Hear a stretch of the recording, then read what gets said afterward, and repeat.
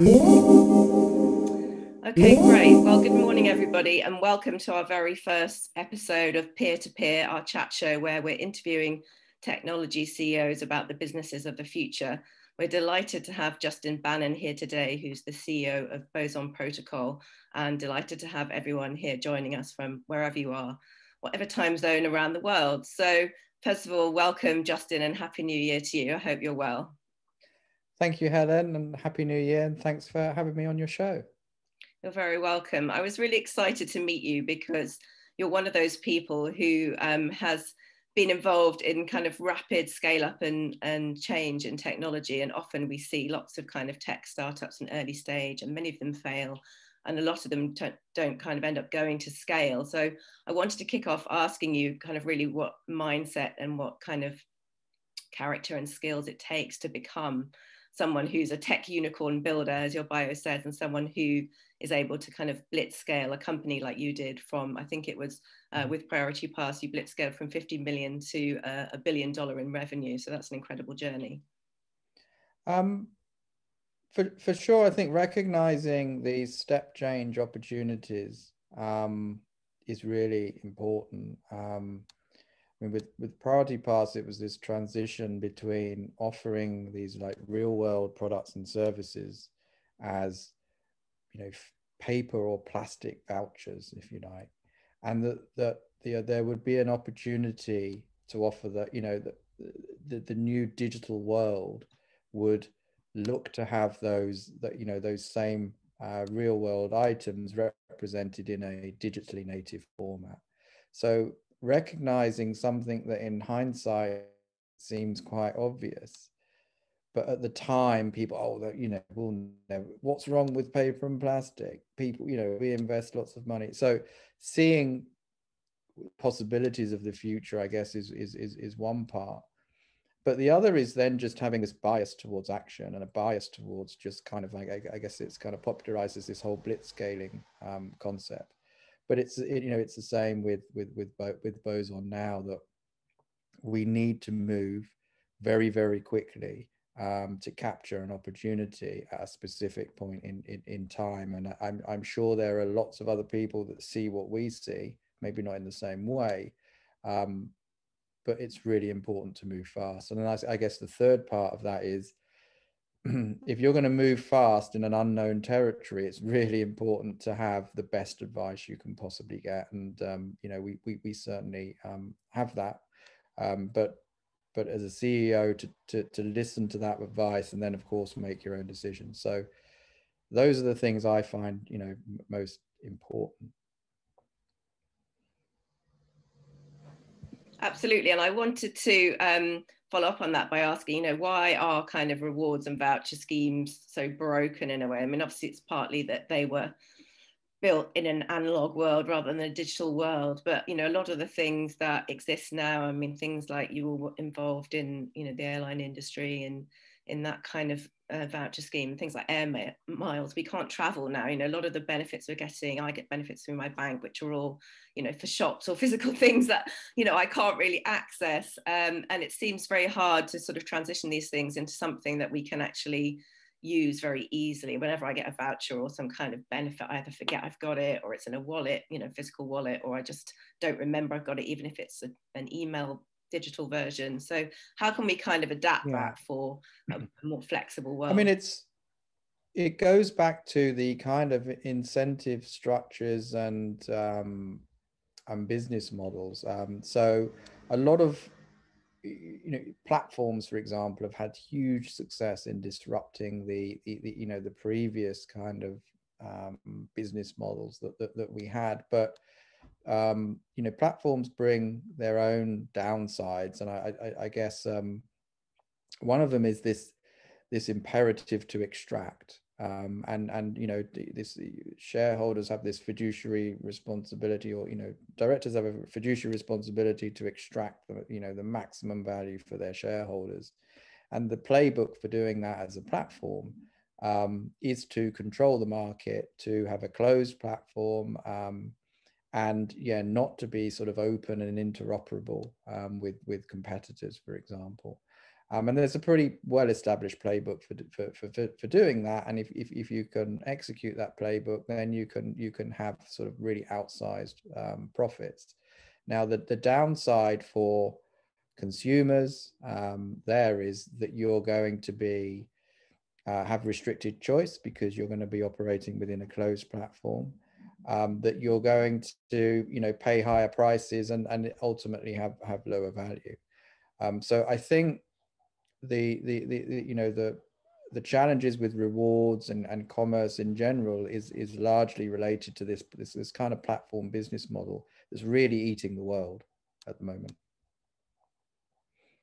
Yes, I'm sure many of our participants agree and are interested in that. And so obviously you moved on from that experience with Priority Pass and you've now moved into the world of distributed ledgers and blockchain. So can you just explain a bit about Boson Protocol, which is your current business, and what that's about, and maybe from a kind of, I know it's quite technical, but from a non-techie perspective, if you can try and do that. Sure. So really, I mean, the area that I've studied quite a lot and used quite a lot in business is really this whole business model innovation, business model disruption. And yeah, having built sort of a platform business model and that was massively disruptive, I became very aware of the challenges of this, especially if you're kind of heading that up, that you're in charge of really extracting from participants, and that you have things like, for example, suppliers are like, well, why am I locked into this single platform? Why can't we have why do I have to have, you and all of your competitors, and I'm running a separate system for each one? And, and then consumers again with, why can't I have choice? Without choice, we don't get competition and we get, high pricing, etc. So all of these challenges, a lot of those can be solved when, instead of having a proprietary platform that is owned and managed by an institution that, has this extraction imperative, so a corporation, that you have a piece of software or a platform that's developed by a community, and it's in trust, that it's infrastructure essentially for doing the same thing, like coordinating commerce being that thing, but it's infrastructure that everyone can use. It's open, it's permissionless, and that anyone can trust. And so that was the kind of the applying that concept, that business model, to representing real world items in a format, and being able to enable the buying and selling, the commerce of real world items using a decentralized platform. And that's the essence of what Boson is, and that's how it started out. Now, in order to do that, what we discovered is, okay, if you're gonna kind of have commerce on, whether that's commerce represented as these tokens or vouchers, if you're gonna have that on a blockchain, then what happens if there are disputes? What happens if people want to reverse transactions? Classically, that you would have an intermediary manage that. Well, we're trying to get away from intermediaries. So what do other these first crop of decentralized commerce projects do is essentially they will use arbitration. So if there's ever a dispute, it goes to a human arbitrator. Well, the problem with that is it adds back so much cost and friction that it kind of defeats the purpose of doing it, right? Well, we've got this fantastic blockchain decentralized system. Anything goes wrong, we've got humans that manage it. So I asked myself, to what degree is it possible to automate away humans? And that started us on a path of research into a game theoretic mechanism. So a game between buyer and sellers with rules that would give us an outcome that would mean we would reduce this cost and friction of arbitration. And so that's really at the heart of the mechanism, the operation of Boson Protocol. And that game theory developed by me and has been handed over now to one of the top algorithmic game theorists in the world, Dr. Akaki, who now works on that and researches that mechanism. But essentially what we have is a way of coordinating buyers and sellers with minimized cost and friction from human intervention. And that's pretty powerful if you think about, what happens when you automate things down to near zero is very, very different to reducing, cost and friction by 10 or 15%. We've seen that with things like email versus mail, right? We don't send 20% more mail, it's like maybe 100 times. Yeah, so you're creating this incredible step change. And I guess I'm interested in whether you're building that for, in a way, a parallel system rather than the existing system. So are you looking to provide your services to existing large corporations, or are you looking to build it more for the cryptocurrency and blockchain world? Well, our ambition's pretty big. It's to be the kind of underlying infrastructure for this new decentralized, for commerce in a new decentralized economy. So all of the above. We aren't a platform. That's the first thing. Our business model is to tokenize these real world products and services and have them able to flow around this new DeFi ecosystem and be bought and sold like, any other token. So instead of all these things being trapped on a platform where buyers and sellers have to come and participate, our thing tokens can flow in and out of any crypto wallet, can be traded on any exchange, etc. So it is a very disruptive business model and completely universal application. So we will be building some applications to, for example, enable exchanges to offer their customers real world items as tokens redeemable in the real world. So that's one application. We're also enabling, there's a big kind of trend for digital art represented as non-fungible tokens. We're building an application that enables, if you're selling a digital piece of art, to have a companion physical piece of art, and Boson will automatically enable that without any human intervention. If you own this token, that you can go and redeem for a physical piece of art. And then we're also, we're building out and we're looking to fund a whole ecosystem of different what we kind of call dCommerce Lego blocks. So building out this whole new stack of components. So for example, there will be one that connects Boson to the last mile for fulfillment. So if you want to use a courier, you can plug that into Boson and trust the, trust that last mile of delivery. So the approach isn't a, there's a bit of building some applications to trigger network effects and to kind of show the way, but it's really an ecosystem play of fostering an ecosystem that will unbundle these, these whole e-commerce giants rather than trying to raise a like-for-like competitor. So you've raised loads of really, really fascinating points there. I mean, one is this idea of non-fungible tokens, which maybe for the average person who's not familiar with blockchain or tokenization is a very new concept. So maybe you can just, you've already sort of touched on it as well, but just really explain what the non-fungible token is. And why would it matter for someone? If I'm just the average person on the street, why would it matter for me? Yeah. So a non-fungible token is a new, a non-fungible token is something that is a digital thing that has unique properties and that can be owned irrevocably. So the closest thing to imagine is like any real world item or thing. Well, the digital equivalent of that is a non-fungible token. Whereas, if you own something in a game, or let's say you had a little badge in Facebook. Well, if Mark Zuckerberg decided to delete your badge, there's nothing you could do about it. But a non-fungible token is stored on a blockchain, which could be that same badge or artwork, etc. But no one has the power to delete that. You have irrevocable ownership, And that's really powerful. It's something that's never happened in the digital world before. But things don't just need to be static things and pieces of art. You know, you can have like the Boson non-fungible token could be thought of almost as like one of those little maze games that you find on a coffee table with the ball that rolls around. So it's got structure and it's got state. And so the buyer and seller roll around in this maze, and the outcome is that it's in the buyer and seller's interest to behave fairly.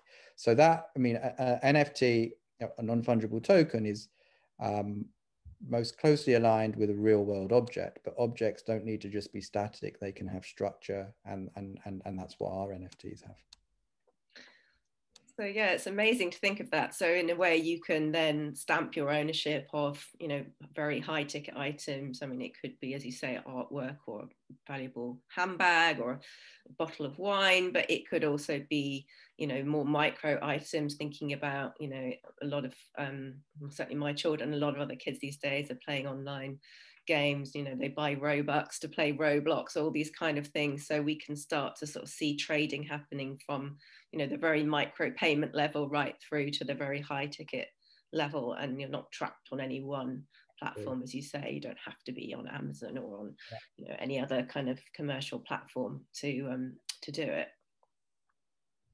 And so that dCommerce world then, so, you know, when you say moving from eCommerce to dCommerce, I suppose, you know, dCommerce is still a very new concept, but what does it look like? What's the kind of value for the individual when you move to dCommerce, and what's the impact on the corporate side as well?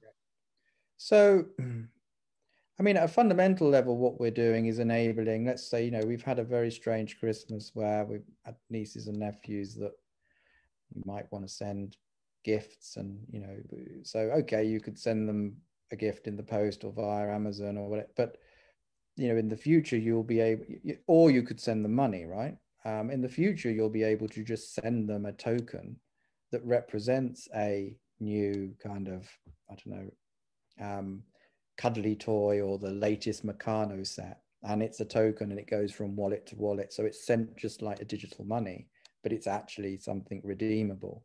And that it's not something that's proprietary and locked into a particular platform, that it's in a standard that everyone accepts. So, you know, from a consumer point of view, that, you know, ability to send non-monetary value in the same way that you can send, you know, Bitcoin is quite key.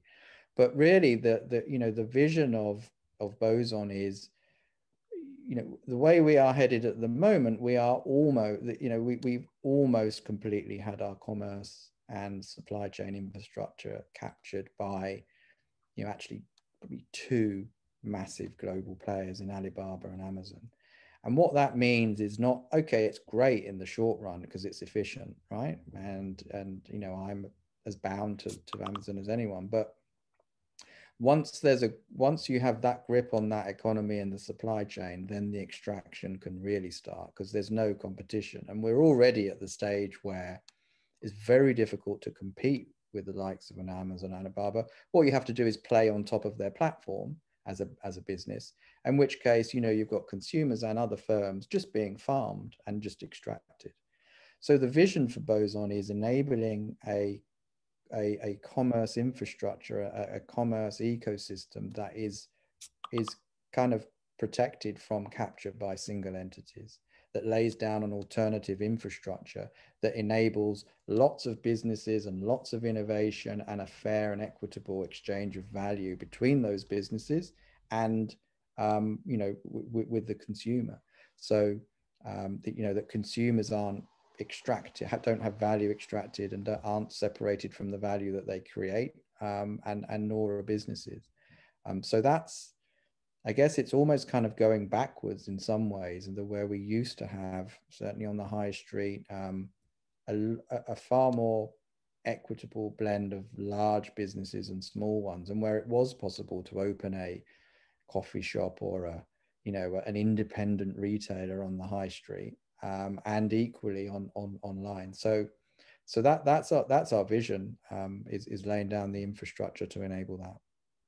So I think you've got a really exciting business, obviously, but also it's very mission driven for everything that you've said. You know, we've gone through kind of the deep sort of science behind it, you know, algorithmic game theory and all these kind of, you know, mind blowing sort of concepts that people are working on. But the outcome, you know, if we take the sort of tech part out of it that's going on behind the scenes, is that actually it's more power for the individual, more power for small businesses, more power for all of us to kind of put our support behind, you know, businesses or activities that we really believe in and we think are valuable. And so that is, you know, an incredibly important thing. And I can see now why you want to get out of bed every morning and build a tech unicorn, because it's, you know, it's a really powerful vision. And I know something that a lot of people in the blockchain world are very interested in. So I'm sure there's going to be a lot of people tuning into this, if they haven't come live, tuning into the recording to find out more about it. And so what stage are you at in terms of building the business?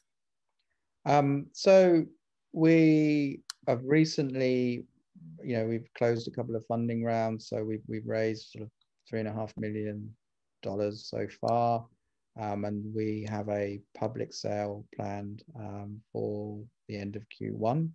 And in terms of, we're building out the core protocol to launch a sort of an app again towards the end of Q1. So it's not built on an existing blockchain platform. It's built on Ethereum. Yeah. It is built on Ethereum. Yeah. I mean, the most exciting thing for me personally is that we've just quite over the last month just upgraded our entire architecture and onboarded probably one of the sort of strongest design and token engineering and ecosystem design teams. I mean, I'm just blown away, and we're about to announce, you know, a few names here. So suddenly we've got this incredible team that can actually make this thing a reality. And so for me, it's just like, I already had a Meccano set, but it's like, you know, one of those bonus sets that suddenly has got all of these special, you know, it's just been landed in my lap. So yeah, it's enormous fun. And when you do hard things with amazing people, you know, it's that, you know, there's a real pleasure in doing that. And so that's where we are as a business. And I think lots of announcements and lots of partnerships and lots of amazing kind of tech. Yeah, but the aim being, you know, solving some of these real fundamental problems. Sure. And I've got a few people asking in the questions, what's your biggest challenge? I know you've got a lot of exciting opportunities ahead, but there must be tough things as well. Yeah, I think just practically one of the hardest things is describing complex problems. I mean, personally, I find having to go from business, you know, commercial to marketing to game theory to academic is a big, personally, that's a big cognitive challenge of, you know, because you have to change how you think and speak. You know, with the blockchain space, the biggest challenge for us all is the complexity and the user experience. And so you've just got to have an absolute laser focus on simplifying concepts. And good marketing teams are probably the best for that. But also user experience. We need to make these tools easy for people to use. Otherwise, we won't cross that gap. So, and then also, excuse me, I mean, there's just not enough great talent around there. So the people side is also a challenge, but, you know, fortunately that's a challenge that we're overcoming with the increased profile of the project. We are now, you know, attracting the people we need to move forward. That's brilliant. And I know last year was really, really hard for everybody on a personal level and a business level. So I just wanted to kind of end by asking you, you know, what's inspiring you in 2021, you know, whether it's something on a personal level or a person, or, you know, what kind of gives you new inspiration this year? Well, you know, I think we've had a terrible year last year. The fact that it's spring, we have the prospect of people being vaccinated. I think there's going to be an enormous upwelling of positivity, and you know, I see this as a bit of a forest fire. So a lot of the you know, a lot of businesses, and it's been terrible that a lot of businesses have failed, but whenever you have a big kind of raising of you know, older world economies, the businesses that grow, I mean, you have a real leap forward in innovation. And I think we could advance in the next year or two, probably a decade, in terms of innovation because of this kind of forest fire that we've seen. Yes, I mean, we have to kind of stay positive. I think it's quite hard at the moment, where certainly in the UK, it's raining, it's grey, kids are stuck at home, everyone's still waiting. I think a few people I know have seen their parents get vaccinated, but we're still kind of in that last most difficult phase before things start to get better. But you know, the days are getting longer and it's getting warmer, and people being able to stay in touch with inspiring people like you who are building future businesses is something that certainly keeps me inspired. So I'm really, really grateful to have you on here. I know people are asking how they can stay in touch with you, so just do let everybody know before we close, best place to get in touch to find out more about what's coming next for Boson. The best place is our Telegram channel, which is at Boson Protocol, and yeah, that's a very active channel, and yeah, look forward to seeing everyone there. Excellent. Thanks so much, Justin. We've got a new show coming up in 2 weeks' time. This is a bi-weekly show, so our next show is going to be on the 27th of January. We're going to be interviewing Simon Hooper, who's the CEO of Remy Life, which is a company that's building a tokenized platform for incentivizing patient-centered care, and in particular trying to get communities more involved in elderly care to help older people stay connected with their families and with their communities, which I think, especially right now, with everybody who's been stuck in care homes and not able to meet, is a very, very topical business as well. So I hope people can join us for that. I'm going to close now just by saying thanks again to Justin, and thanks to everyone for taking part, and we look forward to seeing you on our next show. Bye for now.